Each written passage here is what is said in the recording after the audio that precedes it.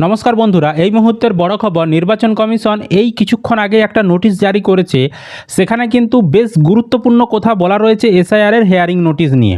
তো আপনাদেরকে হেয়ারিংয়ের জন্য আজ যেতে হবে না, আপনাদের বাড়িতে হেয়ারিংয়ের নোটিশ আর পাঠানো হবে না, আপনাদেরকে আর হেয়ারিংয়ের জন্য কাগজ জমা দিতে হবে না। বেশ কিছু ভোটার তারা কিন্তু ছাড় পেতে চলেছে এই নতুন নোটিশের জন্য। কাদের জন্য সেই ছাড়? আজকে যেহেতু প্রথম হেয়ারিং শুরু হয়েছে, সেখানে হেয়ারিংয়ের পর বিভিন্ন জেলা থেকে নানান অভিযোগ জমা পড়ছিল। তো তারপরেই কিন্তু নির্বাচন কমিশনের টনক নড়েছে, তারা কিন্তু নোটিশ জারি করেছে। তো কাদেরকে হেয়ারিংয়ে যেতে হবে না, কাদেরকে কাগজ জমা দিতে হবে না, সে বিষয়ে সেখানে বলা রয়েছে। সমস্ত কিছু আলোচনা করব আজকের এই ভিডিওতে। তার আগে ছোট্ট একটি অনুরোধ, চ্যানেলে নতুন হলে এই ধরনের খবরের আপডেটগুলো পাওয়ার জন্য অবশ্যই চ্যানেলটিকে সাবস্ক্রাইব করে রাখবেন। বন্ধুদেরকে ভিডিওটা বেশি বেশি করে শেয়ার করে সকলকে খবরটি জানতে সাহায্য করবেন। ফেসবুক থেকে যারা ভিডিওটি দেখছেন অবশ্যই কিন্তু পেজটি ফলো করে রাখতে ভুলবেন না। তো ভিডিওর মূল প্রসঙ্গ নিয়ে আলোচনা করার আগে ছোট্ট একটি সম্প্রচার, অবশ্যই শেষ পর্যন্ত শুনে যাবেন। তো আপনারা অনেকেই এসএসসি জিডি বলতে পারেন, ডব্লিউবিপি বা কলকাতা পুলিশ বা অন্যান্য সরকারি চাকরির প্রিপারেশন নিচ্ছেন। তো আপনারা অনেকেই টেক্সট বুকের কথা শুনেছেন। টেক্সট বুক কিন্তু সেখানে মক টেস্টের জন্য খুবই জনপ্রিয়। প্রিভিয়াস ইয়ারের বিভিন্ন কোশ্চেন পেপার বলতে পারেন বা বিভিন্ন কোর্সের সেখানে মক টেস্ট, এছাড়াও সেখানে বলতে 1.5 লক্ষেরও বেশি কিন্তু প্র্যাকটিস সেট সেখানে রয়েছে। তো আপনারা কিন্তু টেক্সট বুকের যে পাস, সেটা কিন্তু খুবই অল্প দামে নিয়ে নিতে পারেন এবং আপনাদের জন্য স্পেশাল অফার দেওয়া হচ্ছে। আপনারা কিন্তু 1 বছরের যদি পাস নেন, তাহলে কিন্তু তার সাথে সাথে আপনি আরও 1 বছর এক্সট্রা নিতে পারবেন পাস যদি নিতে চান। আপনারা টেক্সট বুকের পাস প্রো পাস নিয়ে নিতে পারবেন মাত্র 263 টাকায়। শুধুমাত্র স্পেশাল অফার আপনাদের জন্য আমরা নিয়ে চলে এসেছি। আমাদের চ্যানেলের কুপন কোড JH10 ব্যবহার করে আপনারা কিন্তু এই সুবিধা নিয়ে নিতে পারবেন। সেল স্টার্ট হচ্ছে 28শে ডিসেম্বর থেকে 31শে ডিসেম্বর পর্যন্ত।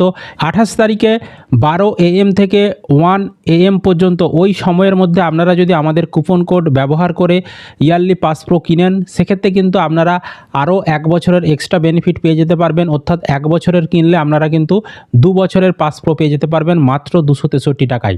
তো যারা সরকারি চাকরির প্রিপারেশন নিচ্ছেন, আর দেরি কিসের, লিঙ্ক ডেসক্রিপশন বক্সে দেওয়া রয়েছে, সেখান থেকে আপনারা কিন্তু এই পাস প্রোর জন্য রেজিস্ট্রেশন করে নিতে পারেন। এবার আসি এসআইআর সংক্রান্ত আপডেটে।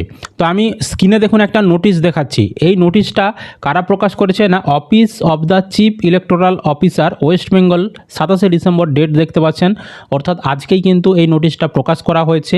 এখানে সাবজেক্টে কিন্তু বলা রয়েছে যে issue relating to the elector who are mapped unmapped in BLO app but mapped with hard copy of 2002 electoral roll দিয়ে ম্যাডাম স্যার দিয়ে এখানে বেশ কিছু তথ্য ইংলিশে দেওয়া রয়েছে। তো এই নোটিশটা যারা ইংলিশে পড়তে পারবেন, আমি স্ক্রিনে আপনাদেরকে দেখাচ্ছি, আপনারা পড়ে নিন। এবার যারা পড়তে পারবেন না, তাদেরকে আমি বোঝানোর সুবিধার্থে এটা ট্রান্সলেট করে আমি বাংলাতে বিষয়টা বোঝাচ্ছি। দেখুন, তো নোটিশে বলা হচ্ছে, উপরোক্ত বিষয়ের প্রেক্ষিতে আমাকে জানানোর জন্য নির্দেশ দেওয়া হয়েছে যে জেলাগুলি থেকে জানা গেছে যে 2002 সালের ভোটার তালিকার, মানে পশ্চিমবঙ্গে যে শেষ এসআইআর হয়েছিল 2002-এ, সে তার তথ্যের যে PDF CSVতে অসম্পূর্ণ রূপান্তরের কারণে অনেক ভোটারের ক্ষেত্রে BLO অ্যাপে লিঙ্কেজ আনা যায়নি। ঠিক আছে, মানে ওনাদের যে সফটওয়্যারের ত্রুটির জন্য অনেক ভোটারের তাদের কিন্তু লিঙ্ক করা যায়নি। BLO অ্যাপের মাধ্যমে যে লিঙ্কগুলো হচ্ছিল সেগুলো কিন্তু করা যায়নি।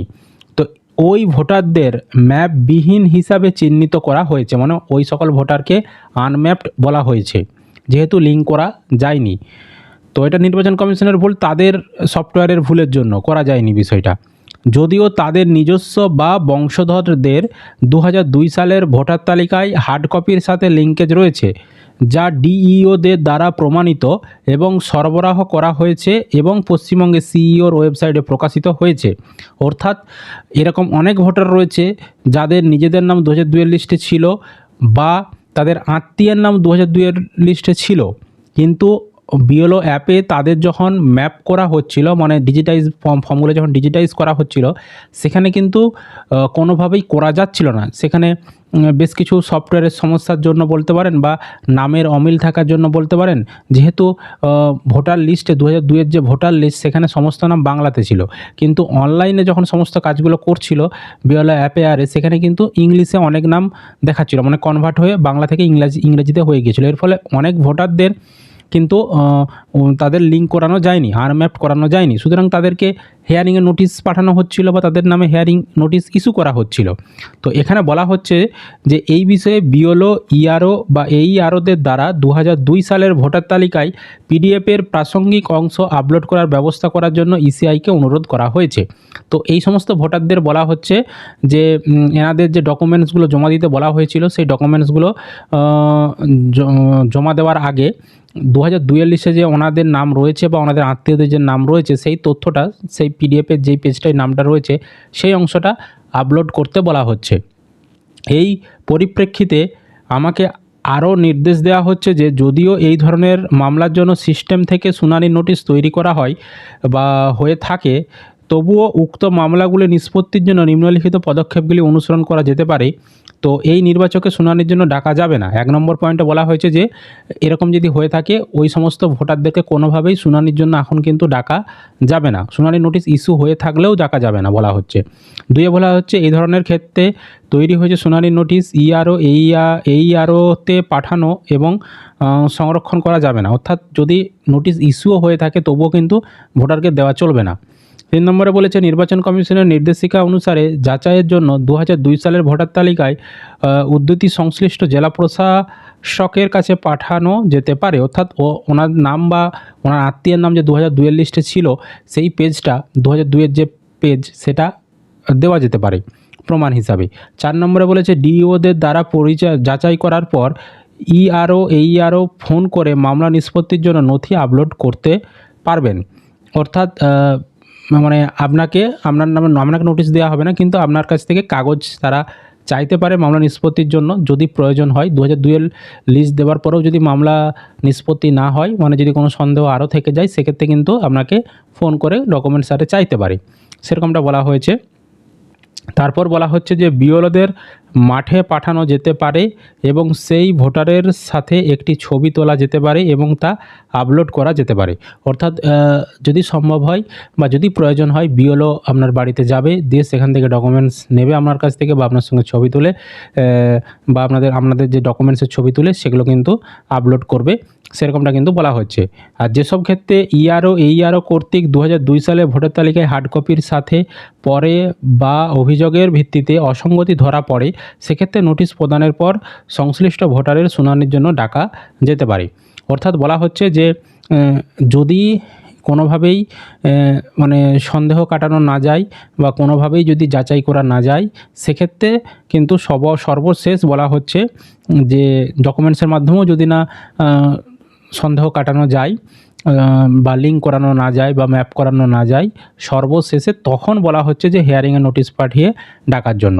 ঠিক আছে, তো আজকে যেটুকু বোঝা গেল যে অনেক যে সিস্টেমের ভুলের জন্য, অনেকের নামের বানানের ভুলের জন্য ম্যাপ করানো যায়নি বা অনেকের নিজের নাম 2002 লিস্টে ছিল না কিন্তু আত্মীয়ের নাম আরে ছিল, কিন্তু নামের ভুলের জন্য সেগুলো লিঙ্ক করানো যায়নি বা অনলাইনে সিস্টেমে না শো করার জন্য যে ওনাদের আত্মীয়ের নাম 2002 লিস্টে শো করছে না, কিন্তু বাস্তবে 2002 যে ভোটার লিস্ট যেটা পিডিএফ কপি সেখানে কিন্তু নামটা রয়েছে আত্মীয়ের নাম, কিন্তু অনলাইনে সেখানে শো করছে না নাম। তো এই ধরনের অনেক ভুল ত্রুটির জন্য যে নোটিশগুলো আসছিল সেই নোটিশগুলো আপাতত এখন বন্ধ রাখা হয়েছে, সেগুলো আগে সমস্ত কিছু যাচাইয়ের পর যাতে মিটিয়ে নেওয়া যায় সেই চেষ্টা করা হচ্ছে। যদি না মেটানো যায় সর্বশেষ তখন হেয়ারিংয়ে নোটিশ পাঠানো হবে, সেরকমটাই কিন্তু বলা হচ্ছে। তবে যাদের নিজেদের নাম 2002 লিস্টে কোনোভাবেই ছিল না বা যাদের আত্মীয়ের নাম কারোর 2002 লিস্টে ছিল না, এই রকম ভোটারদের ক্ষেত্রে কিন্তু হেয়ারিংয়ের নোটিশ আসবে।